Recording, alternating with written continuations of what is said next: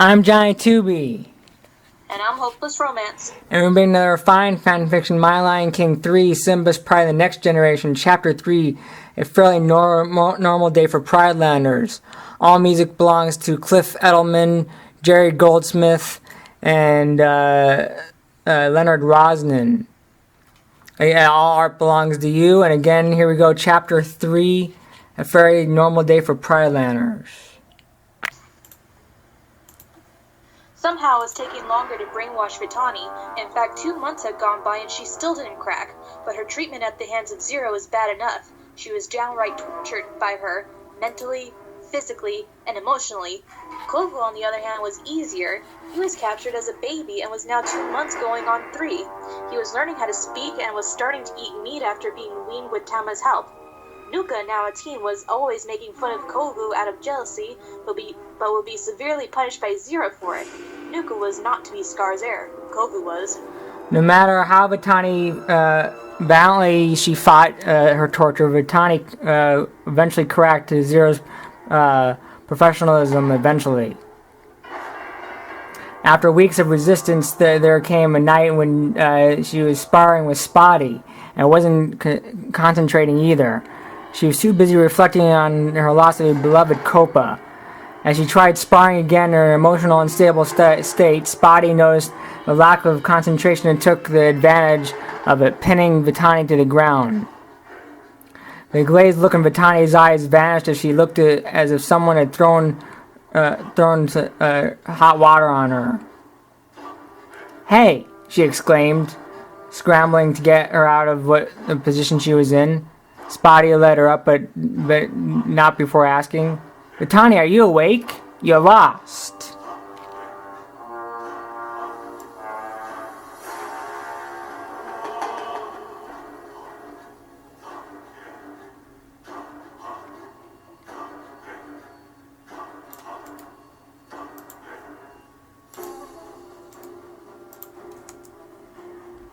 Vitani looked up at her in confusion.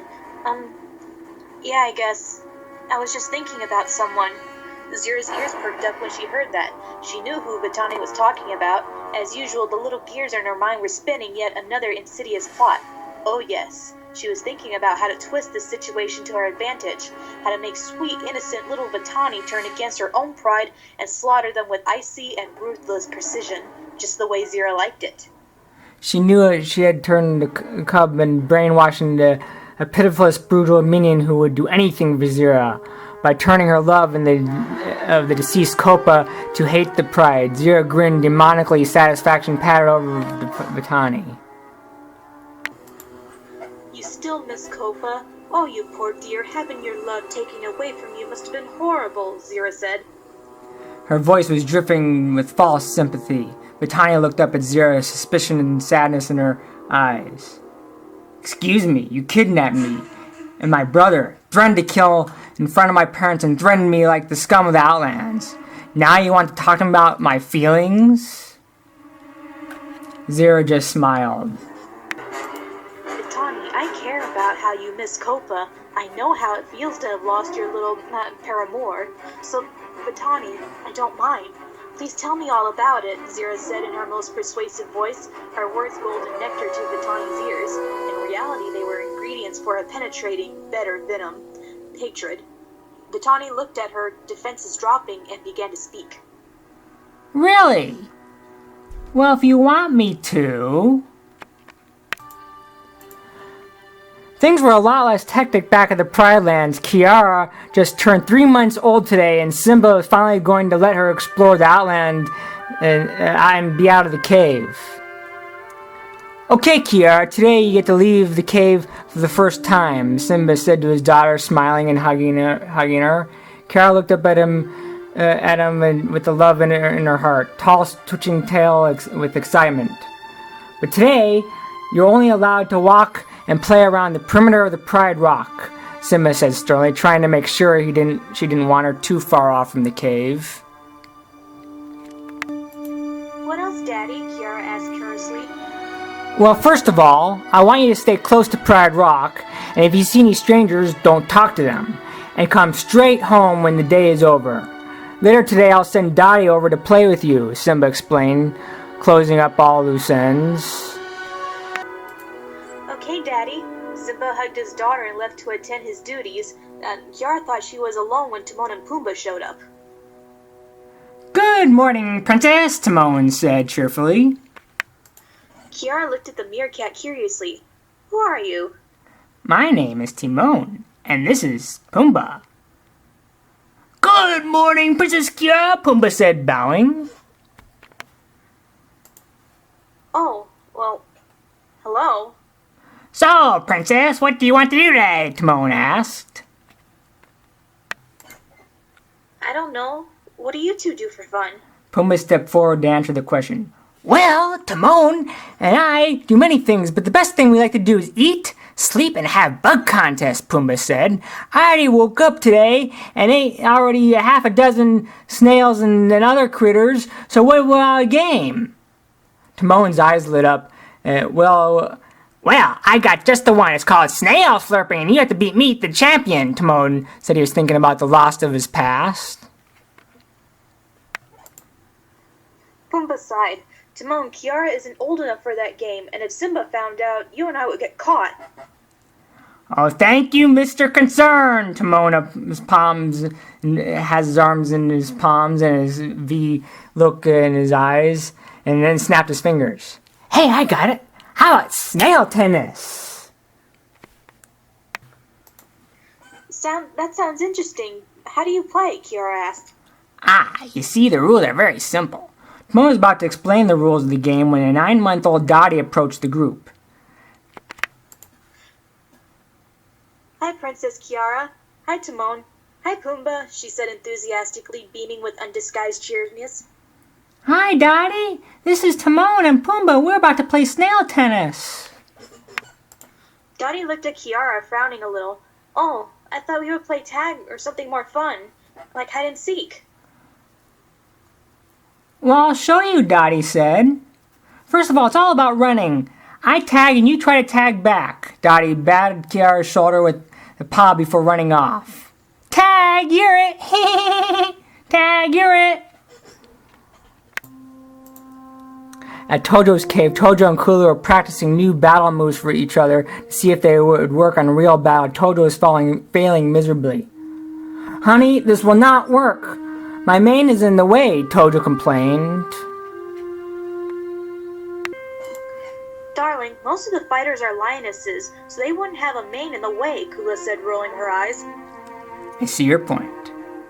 But we'll still have to come up with something to compete without for us males, Tojo said, slightly annoyed. Kula shook her head. You order the males to do a standard thrust, while I order lionesses to do this move. Tojo smiled. Excellent idea, my dear. For close-up and personal fighting, this will work fine. Tojo moved his head upwards, his mane wearing from side to side. Kula couldn't help be a little allured. She had always loved Tojo's name. Oh, Tojo, you always know how to turn me on. Kula moved closer to him, nuzzling him softly. Tojo purred slightly as he felt her rough tongue caress his cheek. I'm sorry, General, a sudden voice appeared out of nowhere. The two broke apart and turned to see Snowy flying to the tree. Kula looked up at him, very annoyed. Tojo then looked back to his mate inside before looking back at the bird. Well, what is it, Snowy? He said very annoyingly. And then as Kula was also looking back and also very annoyed at the bird ruining their wonderful moment. I'm afraid that Simba needs your help. Apparently the giraffes and elephants are not listening to reason nor willing to negotiate. Simba needs your help before things get nasty. Tojo sighed. All right, I'm on my way. He looked back at his mate before heading out. Sorry, my love. Another time. Okay, Snookums, we can play another time, Kula said seductively, winking before he left. Snowy rode on Tojo's shoulder until they reached where Simba was. A small grove of Arcadia trees with a good number of charged regrowing from in between the fires of the battle of before. Bluey was squawking his heart out. His heart out is ashamed that the elephants and giraffes were also bickering, who were complaining to Simba and arguing amongst themselves as loud as possible. I told you! King Simba says you are ordered to share the trees line until you're there, until the new trees go in! As he's squawking his heart out, Blue was shouting as loud as he could, and trying to be heard over the arguing between the elephants and giraffes. It was no use. Simba was too busy trying to block the lead giraffe and the lead elephant, Hadi, who is in charge of some sort of brigade marching around the Pridelands. But apparently they were ready to attack each other as Hadi wanted to attack the lead of the giraffes. King Simba, your father would never do this. It's disgraceful, Hadi says to them angrily. Tojo and Snowy quickly moved into the side of Simba. Thanks, buddy. You couldn't have come at a better time. They won't listen to me, Simba said, standing between the two lines of animals. Don't mention it, buddy. Now I suggest we roar to get their attention. Simba nodded. Good idea. Both Simba and Tojo roared at both sides as loud as they could. All animals froze. Even the two leaders stopped trying to fight each other and turned towards Simba. Enough already, Simba shouted. He turned to the elephant leader. Hadi, I am not my father. You must go at another spot and graze from the grass until you learn to cooperate. But, Your Majesty, we have been coming to the spot for years when your father was in charge. That's enough, elephant, Tojo interjected angrily. The king has spoken. Or do I have to get the bark beetles to cut these trees down? You wouldn't dare, a giraffe said angrily. Toto scoffed in disdain. Oh, yes, I would. Right, Simba?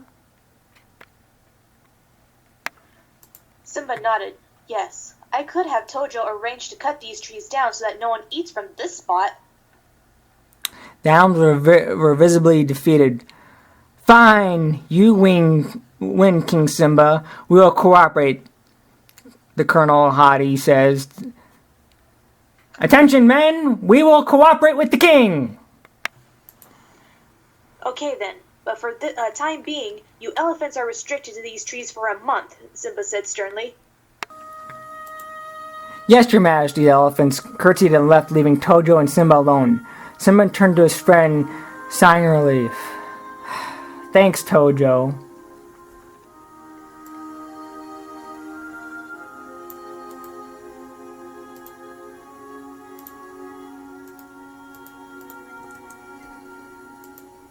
Hey, you're welcome. Anything I can do to help, Tojo said. Simba looked glumly away. Hey, are you alright, Simba? Simba sighed again. It's nothing. It's just... Wish my father were here. He could have fixed this problem by himself without having to call his best friend and his major domo and his army to help things. He said, looking at it a little ashamed.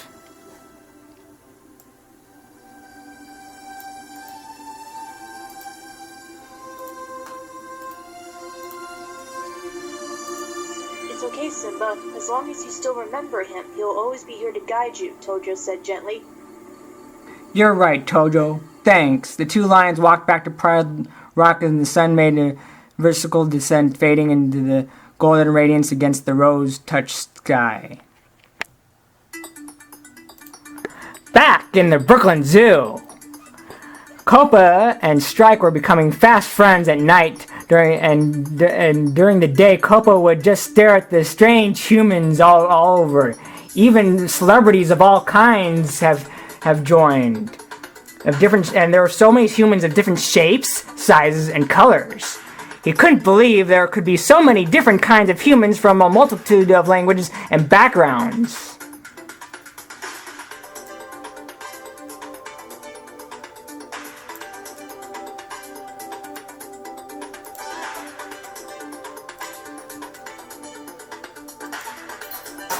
Strike had told him all he knew of humans, that there were good humans and bad humans. Strike and Toll on the bottom line, basically. Strike and now Kopa were attractions for humans to see, giving them the chance to view animals that they normally don't see every day. Every day, humans would walk and by and goggle at them from outside the enclosure, especially the cub humans. Despite all the excitement, Kopa could barely get to rest at night. He still had sleepless nights thinking about his former home and his beloved Vitani. One night, Strike was busy eating his usual steak. The steak was a little colder than he liked it, but food was food. As soon as he finished his supper, he heard the loud metallic banging in the cage. He then stood up alert and stirred his ears. He could make a few human voices speaking. Strike could understand English-speaking humans as well enough. So he decided to listen in conversation for entertainment. We are moving him out tomorrow, a low, gruff voice said. Where is he going? To the Kansas City Zoo, the first voice said.